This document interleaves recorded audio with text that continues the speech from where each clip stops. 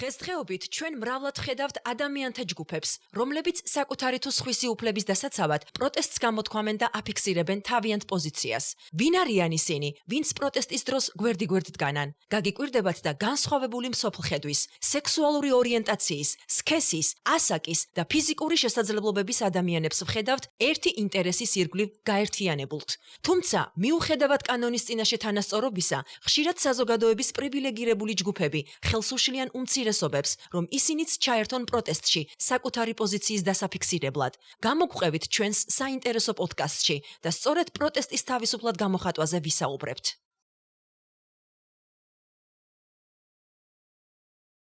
Good afternoon, good morning, and good evening, everyone. Today we are having the second edition of the podcast, Intersectionality in Political Mobilization. As we all know, last year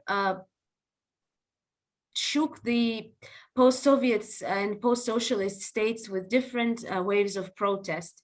And many women were involved, for instance, and visible. However, people belonging to different minority backgrounds, for instance, people with disabilities, those belonging to LGBTQI plus community, were not as visible. And this is why we decided to speak about the role and the importance of everybody and all of us, those with and without health conditions, with different statuses, and our role and involvement in the protest. Actually, by the way, I want to say that wearing earrings, as I have now, is not a good idea at the protests, especially when we're expecting police brutality, just because the big objects really provide some space for someone to hold you on or like grab you with their hands or whatever. So it's actually dangerous to wear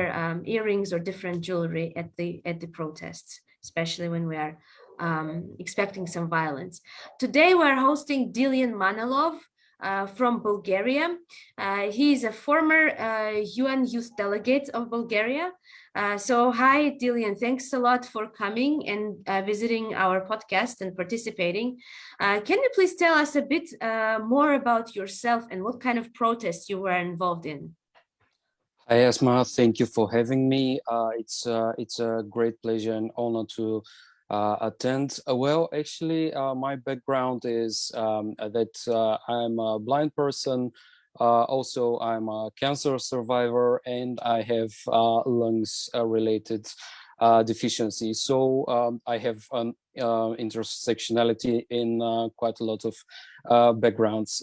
So my arrangement with the protests here in Bulgaria was that first in 2018, the partners of the ruling party were far rightists, nationalists, who were basically against all minorities, be it people with disabilities like me, being ethnic minorities, LGBTQ, and actually there were quite a big uproar when one of their ministers said that the mothers of children with disabilities are just crying women who don't deserve to be heard. So in 2020, the last year, basically the same people were again at the ruling position. In the coalition, probably, right? Yes, in the coalition again, there were the same people.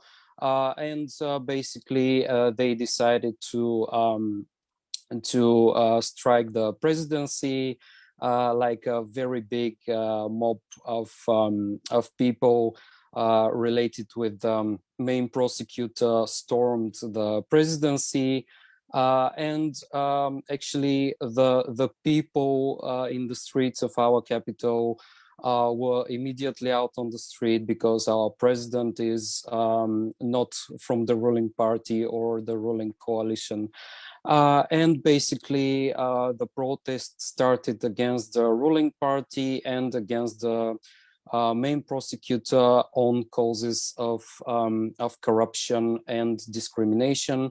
And basically this is what brought to the streets actually the people with disabilities, because they instantly recognized that, corruption and everything relates back to the uproar in 2018, because obviously the same people were in charge again. And basically out on the streets were all kinds of people, younger, older, leftist, rightist people, people in the big cities, people in the rural regions. So it was an uproar. On the basis of it, it was related with corruption and abuse of power, but a lot of different groups of our society had different reasons to join in, and this was the reason for us, the people with disabilities, to join in.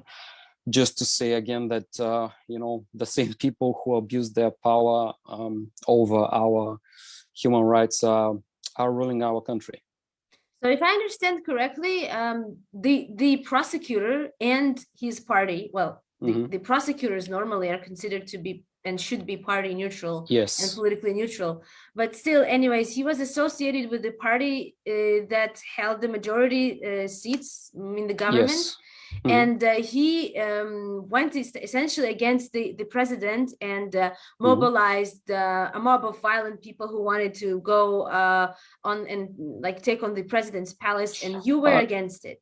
No, right? he mobilized like a small group of policemen who are serving the main prosecutor. There weren't any citizens related with this attacking of the presidency. There were only policemen under his power, basically, and this is what made the people get out on the street, basically. This sounds like a coup.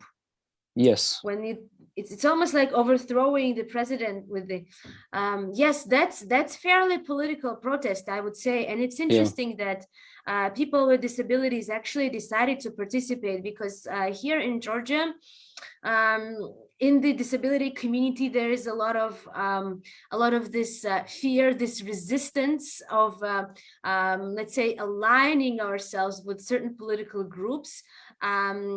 And there is this notion that disability rights issues stand above politics and above party politics.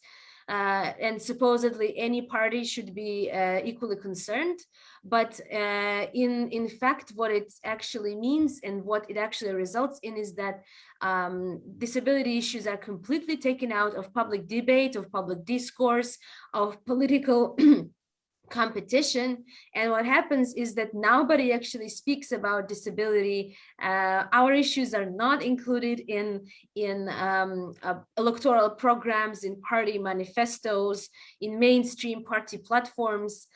Some parties do meet with us, but and make some statements related to disability inclusion, but these statements never go beyond the meetings, like specifically with people with disabilities. So it's a very pleasant to hear the examples of when people with disabilities actually do participate in a political process, in a party process. And it also shows us the importance of solidarity, because if we want, as a group of people, as a minority, for instance, as people with disabilities or as women, if we want others to be supporting our cause and our like needs, we also should stand with others in return, be that environmental protection, be that anti-extremism, be that anti-corruption, and so on. So my question, Dilian, to you is that you were UNYD, so UN Youth Delegate in 2018, right? So yeah. when one of these their ministers said this about the mothers of children with disabilities, did you think back then to react, or when you learned about this, did you feel like you could do anything or say anything, or how was it then? Actually, I'm happy to say that a lot of people, me included, but also a lot of people without disabilities, like this was the it was literally shaking Bulgaria, his words. So a lot of people made an uproar about his statement, and actually what we did in United Nations was actually to present the legislation, how it was changed, and actually we presented that it's not sufficient enough. So we had a roundtable event about education. It was about education in the universities and in the high schools, and we presented how the social changes in Bulgaria were happening, but they weren't happening in the needed pace or in the needed direction. And this was stopped by this minister, because he was saying, look, this is enough. These mothers are just crying out. They don't deserve to be heard. And that's all that you're getting. So, they were proposing some things. They were a very good start, but just that, the start of the changes needed to happen. So you mean when you were at the UN, you organized the side event and you spoke and you told the UN about all of that, or how you said about the roundtable? Where was it organized? It was in the HQ. It was together with UNICEF, and we were discussing the situation here in Bulgaria, in Hungary, and in the Czech Republic. It turned out that the situation here in Bulgaria is the most advanced, but in the Czech Republic and Hungary, there weren't any politicians who were saying, the mothers of children with disabilities don't deserve to be heard. So I guess this populist, I don't know how to say it, this populist qualification of the mothers really pissed off everybody, and that's what initialized everything. Because honestly, as a person with disability and as an active young person, the changes I told you, they are a good start.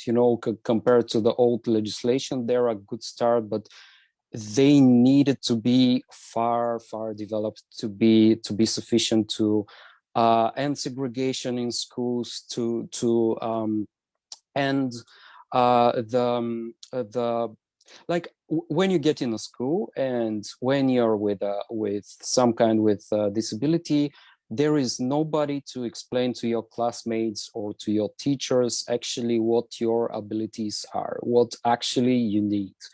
The only thing that some of the teachers are doing, they are referring to all the students who have some kind of disability, and they're saying like, look, here we have a new student with some kind of the disability that you have, please come and say some words. And that's all that's doing. But it's highly insufficient, because it's not written in any policy, in any guideline, and is done by the goodwill of different teachers who are aware that something needs to be done.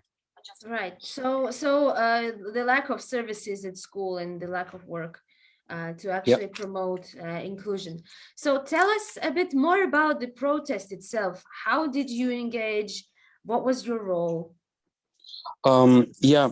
So the protest started in Sofia. This is our capital, and the largest city. And basically, my city, Plovdiv, is the second biggest city, but we are considered to be the culture city of Bulgaria. So the things here are very, very calm, but in a very, very bad way.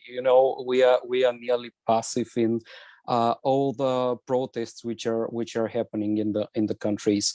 So the protests started in Sofia, in Varna. This is a city on the Black Sea, which is the third biggest city.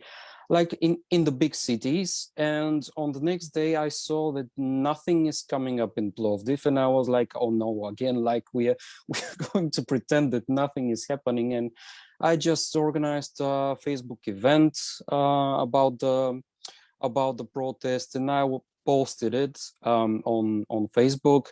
And actually, one of the previous youth delegates of Bulgaria supported me in finding people who could join me in the protest. And basically, this is how the protest started to happen. It was organized in Plovdiv specifically by active people who were engaged with different NGOs and different youth movements of different organizations and sometimes parties. And again, the strange things was that in the first protest in Plovdiv, on the protest itself, there were both rightist, leftist parties, conservative orientated NGOs, progressive orientated NGOs, LGBTQ people. So basically the same people who are in Sofia. Yeah, it's actually interesting that you turned out not only a participant of the protest, but you were actually initiator and organizer of this. Yeah, I was going to ask you about political parties that you have mentioned. We here in Georgia have always this dilemma and this question: when the event is organized by the civil society, when the protest, meaning, is organized by the civil society, whether or not and how to involve political parties, because there's always this fear that they will turn this demonstration or whatever it is into their party demonstration. Yeah. And this is what actually state media will also portray it as. And the civil society is very cautious about involving politicians or letting them come up on the stage and speak at the event. So how did it go with your protest? Actually, it was very interesting because, well, the ruling party, they are portraying themselves as centrists. And their allies are far rightist people. So in Sofia, the people who were from the political background, especially, who were first on the protests were both the people on the right, not on the far right, not on the center, but the people who are, well, in the middle right. There were the people from BSP, the Bulgarian Socialist Party, which was the party of the president. And there were smaller parties which were outside and which are still outside of the parliament. In terms of the NGOs which were involved, there were people, as I told you, from the LGBTQ community. There were people around the startup hubs in Sofia, because honestly, so in Sofia, essentially, it was still mostly party-led meeting, right? No, I'm just portraying the party side of it because I thought that you asked about this one, and the people who were on the street were basically people around 20 to 40, and then the oldest, the people above 65, let's say. And then in Plovdiv on the second day, well, in my city, actually there were mostly people from the NGO side and people who were, ordinary people.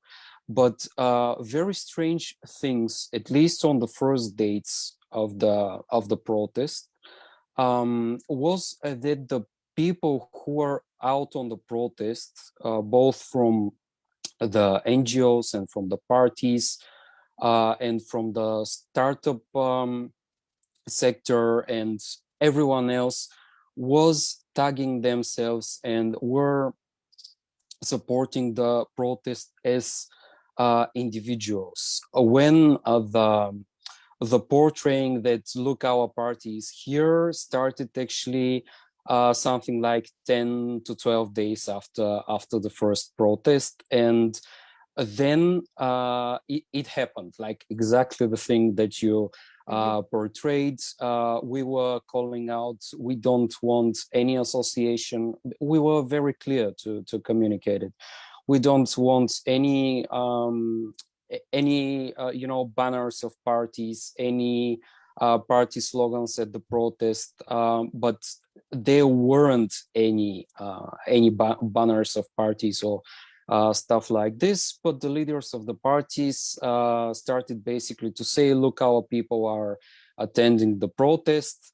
But the very good thing actually was that, again, parties from all the spectrum of the right and the left were involved. So basically, I think that this canceled out the ability for single party to claim that they have gathered protest. all these people and have mobilized all these people. Yeah, very, very interesting. So you have mentioned a few times LGBTQI persons. So I'm wondering, did they express like their identity? For instance, did they have their flag or their banner with them? Or it was just that, like by fact that certain people who are there belong to the community? There were banners of some of the big LGBTQ advocating organizations in Bulgaria. There were individual people who I know who are, again, basically the faces of LGBTQ advocacy in Bulgaria. They were on the protests too with banners. So basically, yeah, they were all involved, but the main call out of the protest was resign, stop corruption, stop the crimes, and the crimes were against the different backgrounds minority that we groups. Yes. Now, what did this protest achieve, and how long did it last?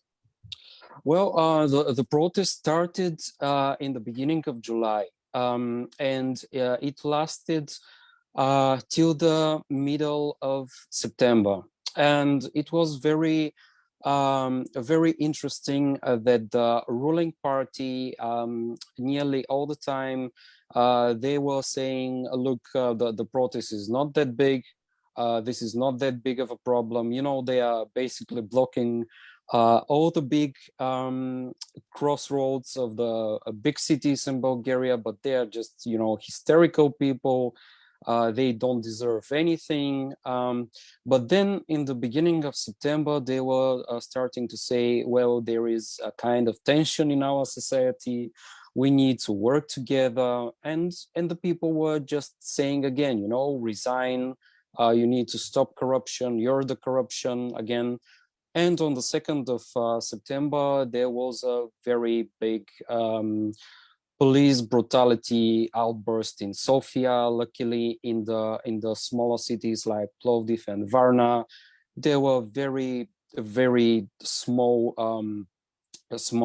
occasions of attempted police violence, but in Sofia it was brutal. And basically this struck down the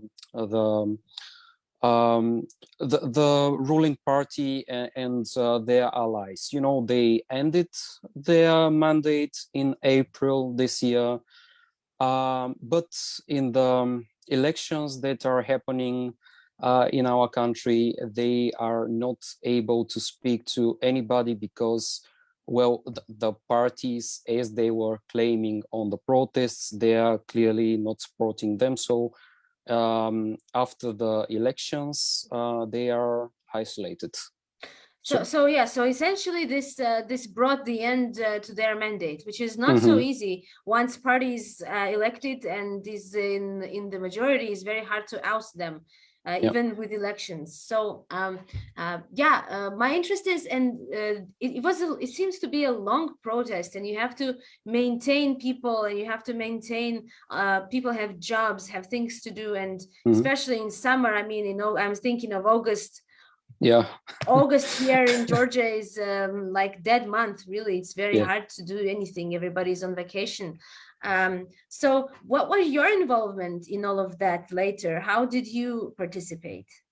I participated through basically helping organizing how to say it, the next protests basically, which were happening daily. They were happening here in Plovdiv. They were happening in Sofia, in Varna, basically all around the country. As you said, in August they were at their low, but not in Sofia, because obviously this is the liveliest city of Bulgaria. And this was my involvement. I was saying that we need to keep it up, because these people are not resigning, nor the party, nor the main prosecutor. They are trying to block our attempts. I attended several medias. I went a couple of times to the protest here in Plovdiv, and this was it. Basically, this needs to be done. But then in September, after this outburst of police brutality in Sofia, basically I used all my connections in United Nations to report this outburst of Where police did you report? To which agency?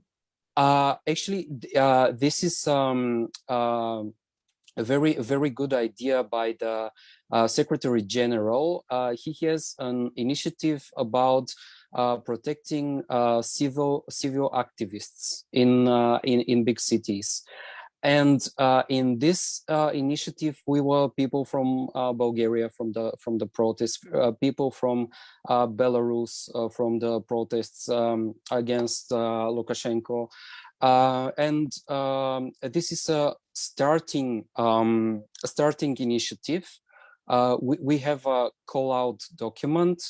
And if it's interesting for the people following the podcast, I'm going to share basically the finding document of this initiative. But basically, its idea is to report back to the Secretary General and to have some guidelines how to protect the youth activists in city protests, in city-related activist movements. So yeah, this is how it happened through the Secretariat. Would be very great. I'm sure a lot of Georgian activists would be interested to join and to maybe look into the procedures that they can use to report on brutality and violence here as well. So we're approaching the end, but I really want to ask you first, how different it was for you for a blind person to participate in the protest, because we all know that the environment, the attitudes are not exactly there. There are many things in which we still have to depend on others.